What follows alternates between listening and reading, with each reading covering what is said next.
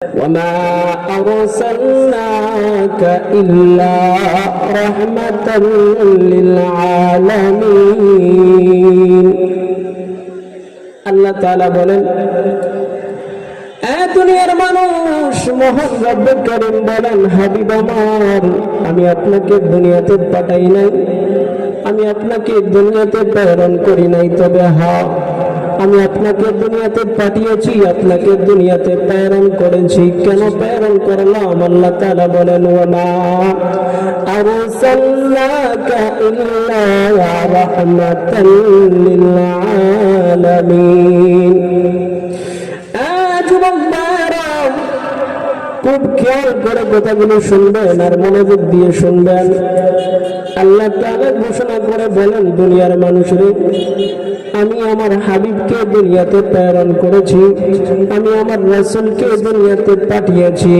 তবে পাঠানোর সময় আমি আল্লাহ বলে দিয়েছি, রাসূল গো, ও আমার হাবিব, আমি আপনাকে দুনিয়াতে পাঠিয়েছি, আমি আপনাকে দুনিয়াতে পাঠিয়েছি, তবে আপনাকে পাঠিয়েছি আমি দুনিয়াতে রাহমাতাল লিল আলামিন হিসাবে। একটা জবান বন্ধ রাখবেন না, বলেন সুবহানাল্লাহ। রব্বুল কারীম বলেন, দুনিয়ার মানুষ, আমি আমার রাসূলকে দুনিয়াতে পাঠাইলাম, আমি রাসূলকে দুনিয়াতে পাঠাইয়া ঘোষণা করে দিলাম, নবী আমার, আপনাকে দুনিয়াতে আমি পাঠাইছি আপনাকে রাহমাতাল লিল আলামিন বানাইয়া। আল্লাহ বলেন, নবী গো, আমি গোটা পৃথিবীর জন্য যেমন আমি রব্বুল আলামিন, ঠিক তেমনি আপনি হলেন এই গোটা পৃথিবীর জন্য রাহমাতাল লিল আলামিন। আল্লাহ বলেন, হাবিব, আমি যেই যেই জায়গার জন্য রব গো, আপনি ঠিক তেমনি সেই সেই জায়গার জন্য রাহমাতাল লিল আলামিন। আল্লাহ বলেন, হাবিব, আমি এই গোটা পৃথিবীর যেমন রব্বুল আলামিন, ঠিক তেমনি আপনি এই গোটা পৃথিবীর জন্য রাহমাতাল লিল আলামিন। নবী আমার, আমি আপনাকে দুনিয়ার মধ্যে পাঠিয়েছি শুধু রাহমাতাল লিল আলামিন হিসাবে। আল্লাহর রাসূল সাল্লাল্লাহু আলাইহি ওয়াসাল্লাম কেমন রাহমাতাল লিল আলামিন ছিলেন? যুবক ভাইরা, বৃদ্ধ বাবাজিরা, খুব ভালো করে খেয়াল করে কথাগুলো শুনবেন।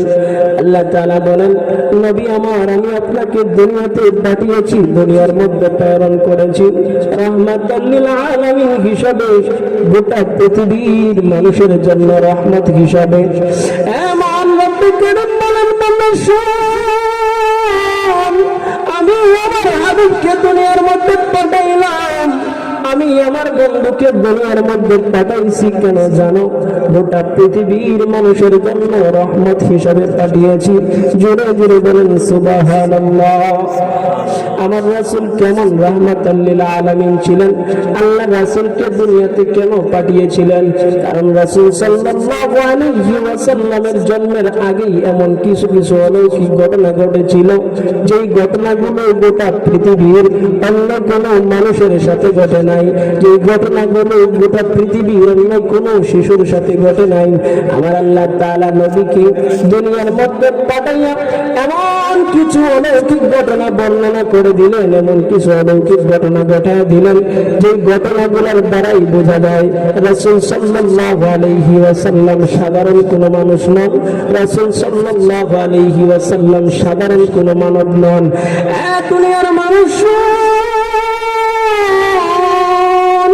আমার আল্লাহ তাআলা তার হাবিবকে দুনিয়ার মধ্যে পাঠাইয়া এমন কিছু অলৌকিক ঘটনা ঘটাইছেন, যে অলৌকিক ঘটনা ঘটানোর কারণেই বোঝা গেল আমার রাসূল দুনিয়ার মধ্যে আসছেন সামান্য কোনো মানব হিসাবে নয়, বরং রাহমাতাল লিল আলামিন হিসাবে।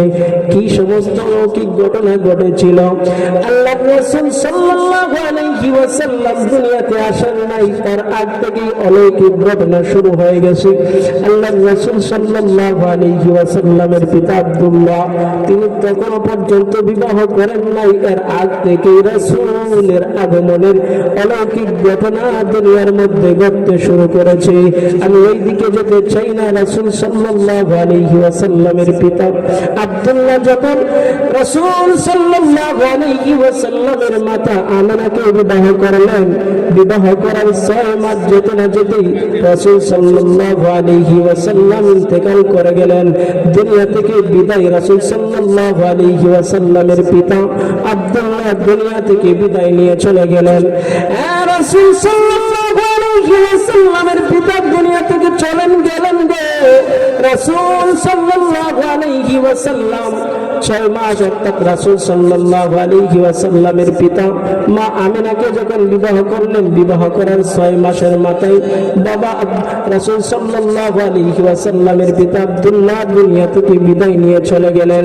রাসূল সাল্লাল্লাহু আলাইহি ওয়াসাল্লামের পিতা যখন দুনিয়া থেকে বিদায় নিয়ে চলে গেলেন, তখন মা আমিনা বিধবা হয়ে গেলেন। এখন আমাদের সমাজে কিছু জিনিস আছে, যখন কোনো মহিলার স্বামী মারা যায় তখন তার ইদ্যত পালন করতে হয়, তাই কি হয় না? আমরা মনে করি 40 দিন ইদ্যত, না না, 40 দিন কোনো ইদ্যত হতে পারে না। বরং একজন মহিলার স্বামী যদি মারা যায়, মারা যাওয়ার পর ওই মহিলার জন্য 4 মাস 10 দিন ইদ্যত পালন করতে হয়, শোক দিবস পালন করতে হয়। তবে হ্যাঁ, ওই মহিলাটা যদি গর্ভবতী হয় তাহলে ওই গর্ভটা, ওই মহিলার গর্ভ খালাস হওয়ার সঙ্গে সঙ্গে তার ইদ্যতও শেষ হয়ে যায়। আমার নবী যখন মা আমিনার গর্ভে আসার সঙ্গে সঙ্গে এমন কিছু অলৌকিক ঘটনা, এমন কিছু অলৌকিক ঘটনা ঘটতে শুরু করলো, যে ঘটনাগুলো সামান্য কোনো মানুষের জন্য নয়। এই অলৌকিক ঘটনা দ্বারাই বোঝা যায় রাসূল আমার সামান্য কোনো মানব নয়, বরং রাসূল আমার আল্লাহ তাআলা তার হাবিবকে গোটা পৃথিবীর জন্য রহমত হিসেবে বানাইয়া পাঠাইছেন। এর জন্যই রাসূলের জন্মের আগ থেকে এমন কিছু অলৌকিক ঘটনা আল্লাহ তাআলা ঘটানো শুরু করে দিলেন। কি ঘটনা? মা আমিনা বলেন, আমার শিশু মুহাম্মদ যখন আমার গর্ভের মধ্যে আসলো, গর্ভে আসতে দেরি হয়, আমি আমিনা এমন কিছু সুঘ্রাণ পেতে শুরু করলাম, এই সুঘ্রাণ আমি আমিনার কোনোদিন পাই নাই। সুবহানাল্লাহ। যুবক ভাইরা, খুব খেয়াল করে কথাগুলো শুনবেন। রাসূল সাল্লাল্লাহু আলাইহি ওয়াসাল্লামকে কেন আল্লাহ তাআলা রাহমাতুল লিল আলামিন হিসেবে পাঠাইলেন? কারণ হলো রাসূল সাল্লাল্লাহু আলাইহি ওয়াসাল্লামের জন্মটা স্বাভাবিক একটা জন্ম ছিল না। রাসূল সাল্লাল্লাহু আলাইহি ওয়াসাল্লামের জন্মটা ছিল একটা অলৌকিক। এমন কিছু কিছু ঘটনা আল্লাহ তাআলা ঘটায় দিলেন, এই ঘটনা দ্বারাই ইশারা দেওয়া হয়, এই যে ঘটনা দ্বারাই বোঝা যায় রাসূল সাল্লাল্লাহু আলাইহি ওয়াসাল্লাম সাধারণ কোনো মানুষ নয়। মা আমিনা বললেন, বলেন দুনিয়ার মানুষ, আমার পেটে মুহাম্মদ আসতে দেরি হয়, আমি এমন কিছু কিছু অলৌকিক ঘটনা পেতে শুরু করলাম গো, যেই সমস্ত ঘটনার কারণে আমি আমিনা বুঝতে দেরি হয় না।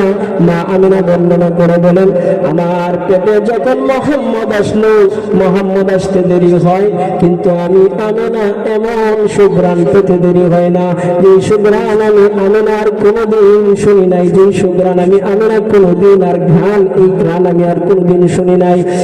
মক্কার মানুষগুলো আমি আমিনার ব্যাপারে আমার শ্বশুর খাজা আব্দুল মুত্তালিবের কাছে নালিশ দেয়।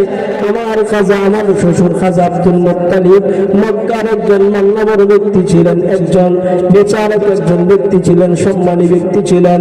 মক্কার মানুষগুলো আমার শ্বশুরের কাছে আমার ব্যাপারে নালিশ দেয়, বিচার দেয়। কি বিচার?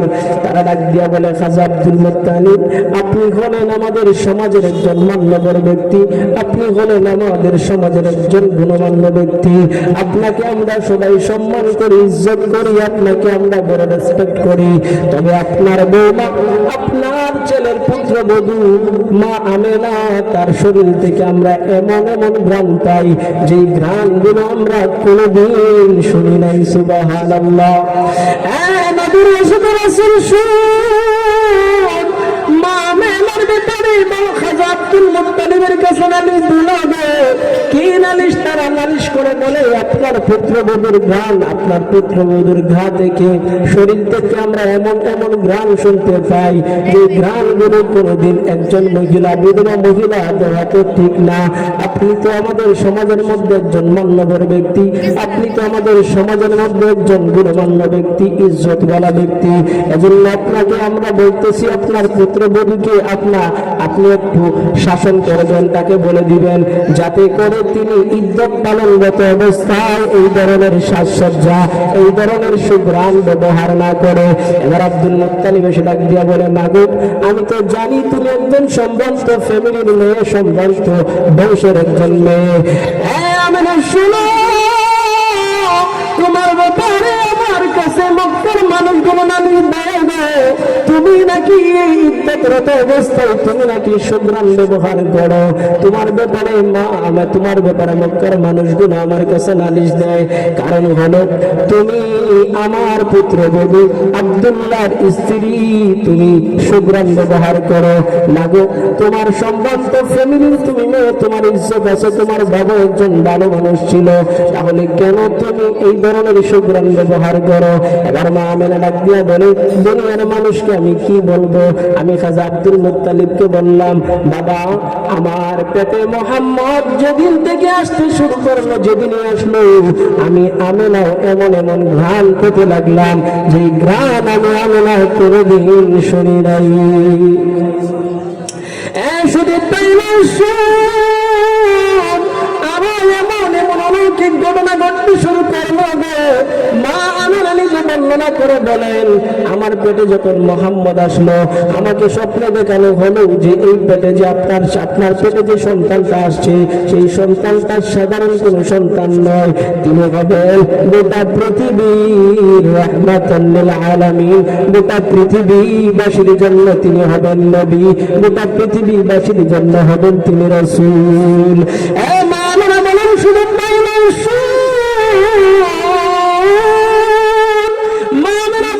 আমার পেটে মোহাম্মদ আসতে দেরি হয় রে, আমি আমেনা এমন এমন অলৌকিক ঘটনা দেখতে শুরু করলাম, এমন এমন অলৌকিক ঘটনা পেতে শুরু করলাম। মক্কার মহিলারা কূপ থেকে পানি আনতে যায়, কূপের পানি খুব নিচের মধ্যে থাকতো, তারা বালতি দিয়ে, রশি দিয়ে, বালতি দিয়ে তারা পানি উত্তোলন করত।